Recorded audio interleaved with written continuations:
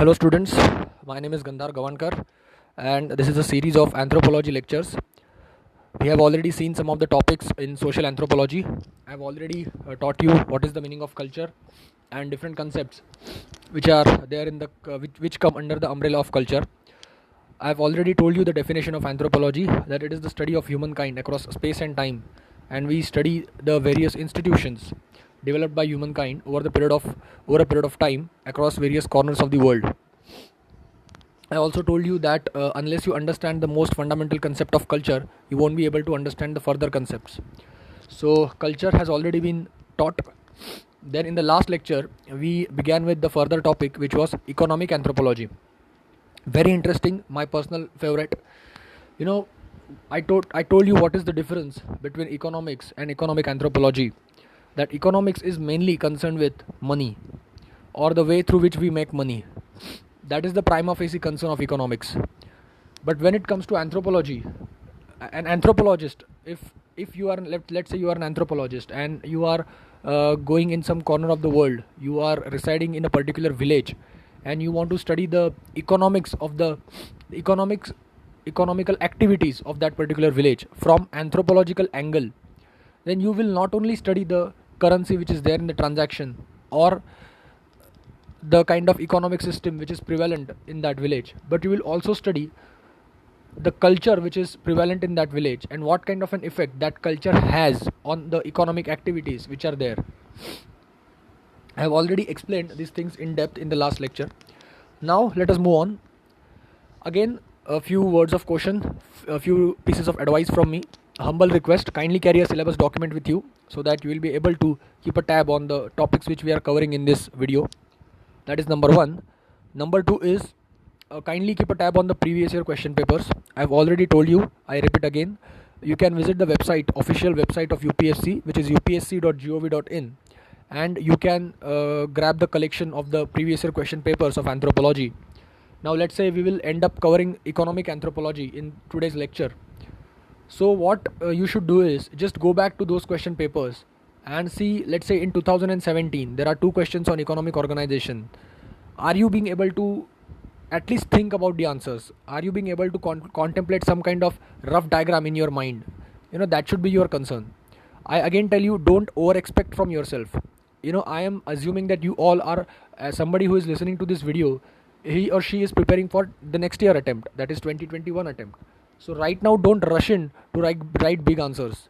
You won't be able to write big answers at this stage. Nobody is telling you to do that. Right now the only concern is, there has to be the proper conceptual clarity, which you will definitely get through these videos. Then in the end of this series rather, I will be uploading a lecture, I will be uploading a new video which will tell you about what all books to be referred to if you want to study anthropology properly. I again tell you, my dear friends, see, my task is to simplify anthropology for you. I am not here to complicate things. But let me tell you one thing, this lecture series is totally necessary for you. It is very important. I will try my best to make it as much simple and interesting. But just a small guideline, it is certainly not enough.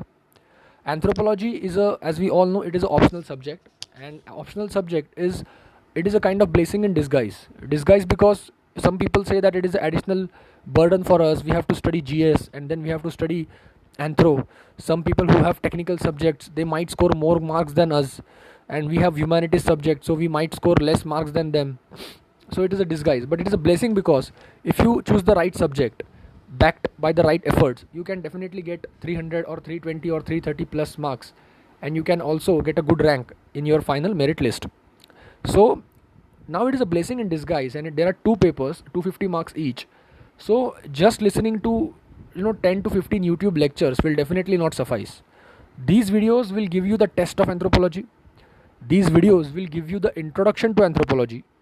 These videos will tell you in brief what anthropology is all about, and various dimensions of anthropology, the scope of anthropology, the scope of this discipline. It will make you fall in love with this subject. Okay, this video series will make you fall in love with this subject, with the subject of anthropology. But to further carry forward, if you want to actually write good answers, you will definitely have to read books. you will have to underline important points, you will have to take down notes, jot down important things, then current affairs preparation, which is relevant to the static syllabus. So everything has to go in, then only you will be able to get a good score. Now don't worry, I will tell you what all books to be read to. The reason I am not telling you right now is because I know 90% of the students, they will straight away jump to the books. They will skip these lectures and they will straight away jump to the books. And that I think is not the right approach. At this stage, if you open any book, you will feel it is horrendous. You will be scared and you will start choosing some other subject. Okay, so right now the books are not necessary. Right now these lectures are enough. Within 2 months, we will cover the entire macro view, or you can say the overview of this subject, and then I will tell you the what all books to be referred to. Okay, now coming back to point, the topic of this video is formalism versus substantivism. I have already told you the meaning of economic anthropology. I have already told you that what is the difference between economic anthropology and economics, that in economics we only talk about money, whereas in economic anthropology we also talk about the culture which has effects on the money making habits of that particular person or of that particular group of people living in a particular area. Okay, now in the last lecture we have also seen some of the prominent anthropologists, Malninsky, Manning Nash, LP Vidyarthi, those who actually with their studies and with their research, with their discoveries, they actually added many values to this discipline, and they actually created this, you can say, a new sub branch of anthropology, the economic anthropology. In this lecture we are going to study two main branches of philosophy which come under this economic anthropology. Number one is formalism, number two is substantivism. You can say branches of sub branches, or you can even say philosophies. Formalism and substantivism. Now what is the meaning of formalism? According to formalist, economics is all about fulfilling the unlimited wants of humankind with limited resources of scarcity. Economies need to allocate their resources efficiently. Underlying the laws of supply and demand is the concept of utility. Utility represents the satisfaction that a person receives from consuming a good or a service. Now let us look at it one by one. The first topic is formalism. What is the meaning of formalism? There are a group of people who fall under this category of formalism. They are termed as formalist. Formalist people say that economics is all about fulfilling the unlimited wants of humankind. Let's say you want 2 kgs of rice, you want to have chicken today, you want to eat meat today, you want 2 dozens of mangoes, or you want whichever kind of utility. It is not just about food, but you want some other pleasure. So it is about fulfilling the unlimited wants of humankind. The very purpose of economics, according to formalist, is to fulfill the unlimited wants, the never-ending wants, the greeds of the humankind. Okay, with limited resources or scarcity. Let's say you are living in a village and there are only 10 mango trees, but there are 10,000 people. Now among those 10,000 people, everybody wants at least 2 dozens of mangoes. You cannot fulfill those demands. If there are 10 mango trees, how many mangoes you can get per year? Okay, 10 mango trees, some finite amount of mangoes, but there are 10,000 people. With the limited amount of mangoes that you have, you certainly cannot fulfill the demands of the entire village. So naturally what you will do is, the price of the mango will go high. So only those rich people who can afford that price, who can afford to purchase mangoes at that price, can afford to have mangoes or can afford to eat mangoes. Okay, so formalist people say is economics is all about unlimited want of humankind. In this case, unlimited want for the mangoes with limited resources or scarcity. In this case, the resources is mangoes or mango trees, which is very limited, very scarce. Further, economies need to allocate their resources efficiently. Underlying the laws of supply and demand is the concept of utility. Utility represents the satisfaction a person receives from consuming a goods or service. Now let's say you are rich enough to buy 2 dozens of mangoes for you or your family, for your wife, for your kids. After consuming the mangoes or after consuming the juice of the mangoes, the satisfaction that you receive is called as utility. Okay, after consuming the mangoes or the juice of mango, the satisfaction that you're on your palate is termed as utility. Formalism is closely linked with neoclassical economics. The formalism approach makes the following assumptions. Now there are certain assumptions under formalism. formalism is mainly linked with neoclassical economics, where the main purpose of the discipline is to make profit, to fulfill the desires, the never-ending desires of the human being. With every fulfillment of the desire, there is some kind of satisfaction that a person receives, and that satisfaction is termed as utility. Now, there are certain assumptions under formalism. What all those assumptions are? Individuals pursue utility maximization by choosing between alternative means. They will always choose means that maximize their utility, often with specific informational or transaction cost constraints. Now, utility is the satisfaction. Let's say you eat one mango. Now you are satisfied, but you want, there is a kind of sweetness on your palate, and you want to increase it. You want to increase your level of satisfaction.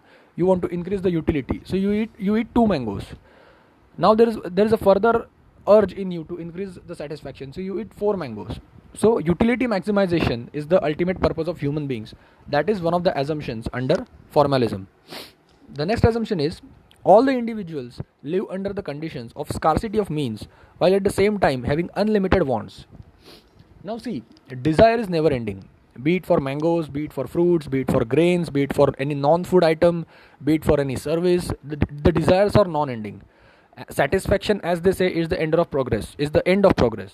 I mean, nobody is actually satisfied. Even if you have 1 lakh in your bank account, you have 10 lakh in your bank account, you have 1 crore in your bank account, you have 10 crore in your bank account, you are not satisfied. There is a urge to earn more and more and more. So that is one of the assumptions under formalism, that utility, despite the fact that you have certain amount of utility with you, but you are not satisfied, and you want to have utility maximization, but with limited amount of resources. Okay, now let us fall back on the same example of mango tree. There are 10,000 people living in the village. There are only 10 mango trees. Okay, now the thing is, let's say somebody has bought 5 dozens of mangoes. He or she wants to have further amount of mangoes. But in the course of time, the number of mangoes which the trees could produce has already gone down. So there is a scarcity of means. Okay, the urge for utility maximization is very much there, but there is a scarcity of means. Now, you might have lakhs of rupees, you might have crores of rupees, but if there is an absence of mangoes in the bazaar, you simply can't go there and fritter away your money. Okay, so all the individuals live under the condition of scarcity of means while at the same time having the unlimited wants. Now let us look at some of the prominent anthropologists who added their studies, or who actually helped in the development of this discipline. Raymond Firth and Schneider. I'm sorry with the pronunciation. These names are very difficult to pronounce. Raymond Firth and Schneider. Schneider. These are some of the prominent anthropologists who actually helped in the enrichment of this discipline.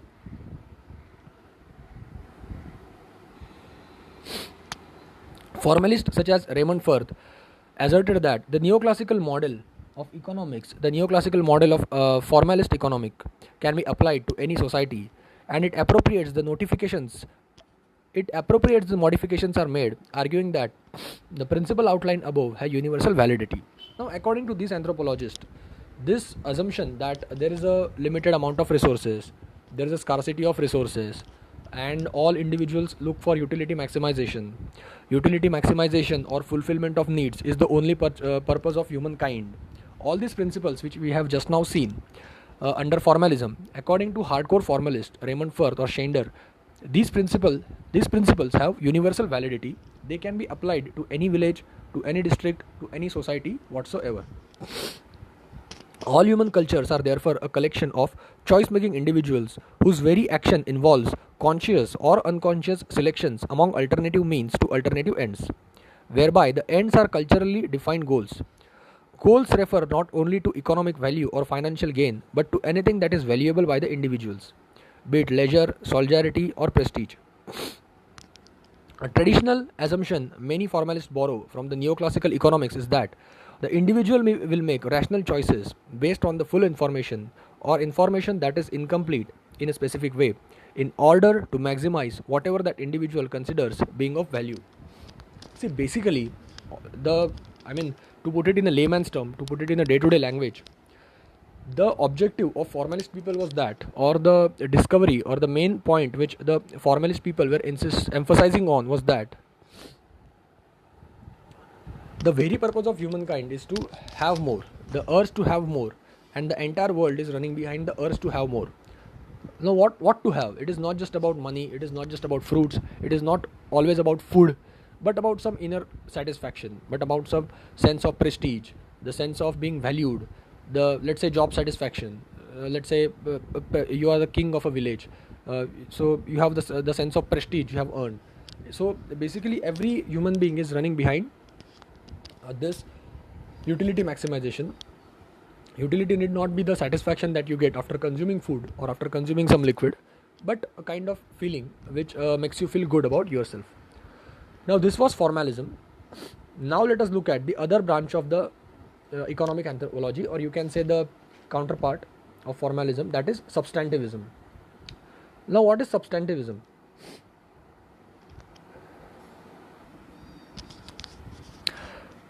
Substantivism, the substantivist position first proposed by Karl Polanyi in his work The Great Transformation, argues that the term economics has two meanings. The formal meaning refers to the economics as the logic of rational action and decision making, as rational choice between the alternative uses of limited scarce resources or scarce means. The second substantive meaning, however, presupposes neither rational decision making nor conditions of scarcity. It simply refers to the study of how humans make living from their social and natural environment.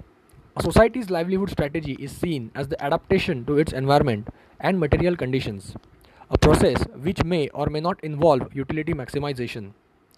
The substantive meaning of the economics is seen in the broader sense of economizing or provisioning. Economics is simply the way the society meets their material needs. Now see, Karl Polanyi in his book The Great Transformation is presenting the other meaning of the other side of the coin. He is termed as a substantivist anthropologist. He says there are two, let's say, ways of studying economics. In the first model, which is formalist model, we felt that the only purpose of humankind is to increase the satisfaction. That satisfaction is called as utility, and whatever we are striving towards utility maximization, be it the utility that you achieve via consumption of some food, some liquid, or the like the inner feeling, the feeling of prestige, the feeling of solidarity, the feeling of let's say job satisfaction, or whatever it is. But you are the quest of mankind is to increase the utility, to increase the satisfaction, the level of satisfaction. But the other side, the substantivist approach, says that the increasing satisfaction or increasing utility maximization is not the only purpose of the mankind. And what we are striving towards is, we just have to study that how do human beings make money or earn their living residing in various corners of the world. How does nature help them in doing so? A society's livelihood strategy is seen as the adaptation to its environment and material conditions. Let's say you are living by the riverside, so you might end up doing fishing from the river. Let's say you are living by the seashore, so you might end up being a fisherman or a fisherwoman, and thereby earning your living. Let's say you are living in a very fertile place, so you might be a farmer, you might be an agriculture. So on and so forth. Basically, environment will help you, the nature will help you to earn your living. And how does these things happen? That is the scope of this substantivist approach.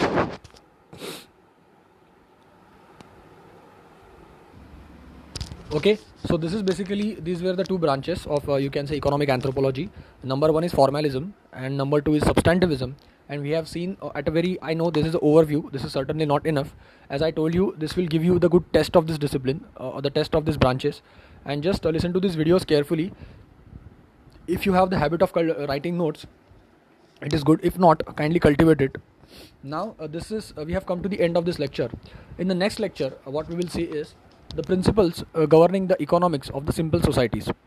We will see how does the simple societies we will study about the hunters and the gatherers. We will study about the fishermen. We will study about the pastoralist people. We will study the economy of those those who make money via horticulture, etc., etc. And we'll also see the last topic which is there in this which is there in the syllabus as far as economic anthropology is concerned. That is the impact of globalization on indigenous economics. So there are some indigenous or native economists, and how the globalization, what is globalization first of all, and is it good or bad for the indigenous economics? Okay, so yeah, we have come to the end of this lecture. Wish you good luck. If at all you have any doubts, kindly mention in the comment section. I will be more than happy to help you. What you can see on the screen is the coaching institute that we have, and if you want the proper full-fledged package for anthropology, or if you want the guidance for UPSC or UPSC plus anthropology as an optional, you can always contact me on the mentioned contact number. Okay, so wish you good luck. Thank you.